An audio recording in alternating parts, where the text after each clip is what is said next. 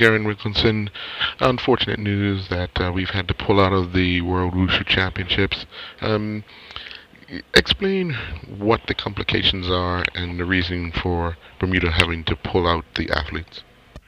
Sure. There's a number of reasons why we had to sort of pull the plug at the last minute at the World Wushu Championships. I mean, the bottom line, at the end of the day, it was a very expensive venture, and we had limited funding to make the trip. Um, we did encounter, a few hurdles. We did intend to send quite a sizable group. You would know that when you travel, you can get group rates, and helps to keep the prices down. And as we got closer to the championships, and we were informed of the visa requirements of us having to physically go to the Russian embassy in London, and then having to overnight hotels there, and the process taking up to 3 days. The cost just kept mounting, and our international federation, International Wushu Federation, we have an online tool that we use to register. We have to place all of our passport information on this application, and the process is that you cannot apply for a visa outside of 30 days of you arriving in Russia. So what that does is, it puts a lot of pressure on us to be able to get all the information in time. Our international governing body did, provide us with a letter to help supplement our visa application, but the accompanying email says that they can't interfere in the process. So, we had intended to travel to London. We had an agent there helping us to, get our documents in order for the visa application.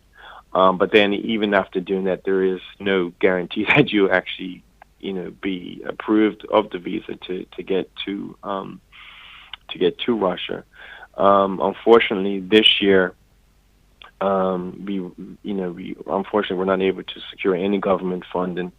We have been able to secure funding of some sort almost about every year since 2012. And the reality of it is that we need to be a little bit more self-sufficient, and not relying on the funds of any particular entity or government to get us where we need to go.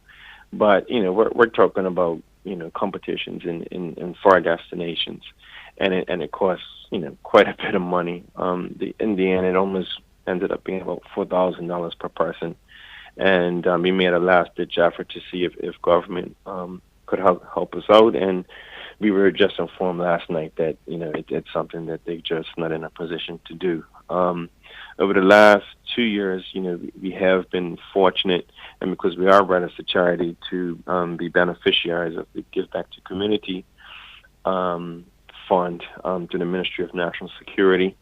Prior to the election, we were advised that we were being looked at one of the organizations to be helped. We basically rely on these funds.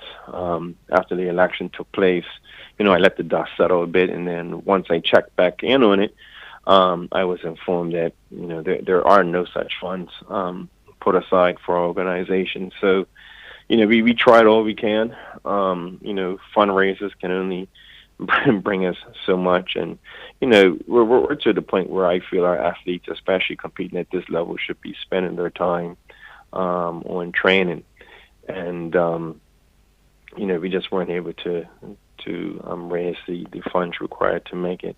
One of the sort of things that makes it hard for us is that we don't receive regular funding through the Department of Youth and Sport, and one of the reasons for that is that our national governing body here, which is the Bermuda Martial Arts Federation, has been non-compliant for a number of years, and as a result, we're not able to benefit from any funding, through them.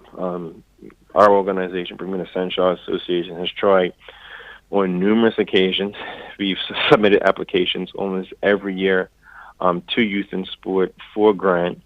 We've met with every sports minister, I think going as far back as Minister Randy Horton. And, we're always given the same sort of advice. Okay, apply for a grant through Department of Youth and Sport, and we're always given the exact same response and denied every year. And it's not until, we do sort of further research or get background information that we're informed that it's a result of our national governing body being, non-compliant. So, it's always an uphill battle for us to try to secure funds. I mean, at the end of the day, it's the athletes that suffer. The World Wushu Championships is the biggest event on the Wushu calendar, and it's basically what we train for. So it's disappointing not to be able to send a team.